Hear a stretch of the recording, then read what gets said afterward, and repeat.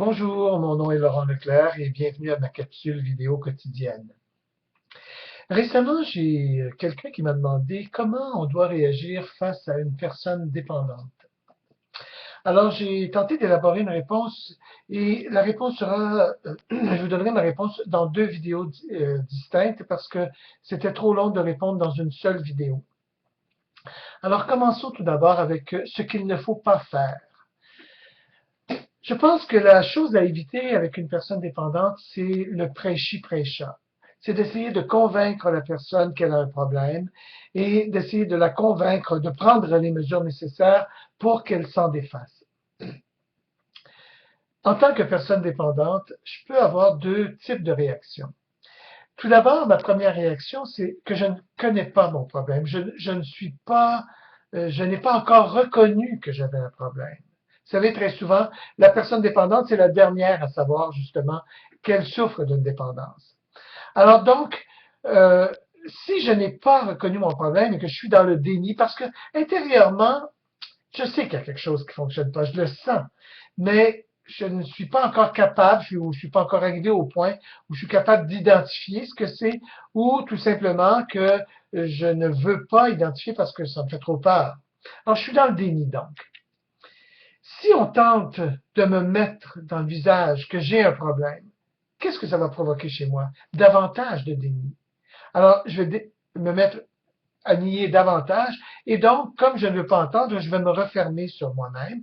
Je vais m'isoler davantage et on sait que l'isolement est un des facteurs qui amène les gens à consommer, qui amène les gens dans leur comportement de dépendance.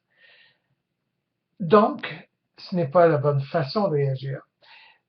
Si toutefois je ne suis plus dans le déni, si toutefois j'ai reconnu que j'ai un problème et que je tente, tant bien que mal, de m'en sortir, que je lutte contre ma difficulté, contre cette dépendance que je reconnais, et que parce que j'ai des rechutes ou parce que je n'arrive pas vraiment encore à m'en sortir, qu'on me remet ça sur le nez, qu'est-ce que je vais ressentir à ce moment-là? Ben, ce que je vais ressentir, c'est de la honte, davantage de honte. Je suis déjà dans une situation où je me sens honteux, et là, je vais ressentir encore plus de honte, davantage de culpabilité. Et, une fois encore, ça va avoir comme effet, comme je ne veux pas ressentir cette honte-là, comme je ne veux pas ressentir cette culpabilité-là, eh bien, la façon que j'ai toujours utilisée pour ne pas ressentir ces, ces sentiments, avoir ces sentiments négatifs, c'est d'aller me geler, c'est de m'adonner à ma dépendance. Alors, ça risque de me ramener davantage dans ma dépendance et ça risque également de m'isoler encore davantage parce que je ne veux pas entendre, je le sais que j'ai un problème. C'est inutile de me le dire, je le sais. Alors, laisse-moi me débrouiller avec mon problème. Laisse-moi me trouver le moyen de m'en départir.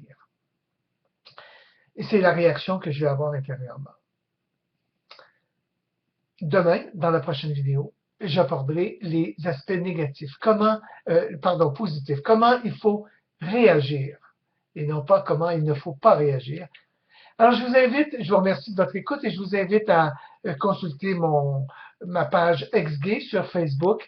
Je vous invite également à m'écrire, m'envoyer vos commentaires et je vous invite à consulter mon blog. L'adresse apparaît sur cette vidéo en ce moment. Je vous souhaite une excellente fin de journée. Ne vous sentez pas coupable si vous avez mal réagi face à une personne dépendante. Ce sont des réactions normales, naturelles. Sachez cependant qu'il y a une solution, qu'il y a une façon de s'en sortir et qu'il y a une lumière au bout du tunnel. Et ce n'est pas un train. Merci, bonne fin de journée.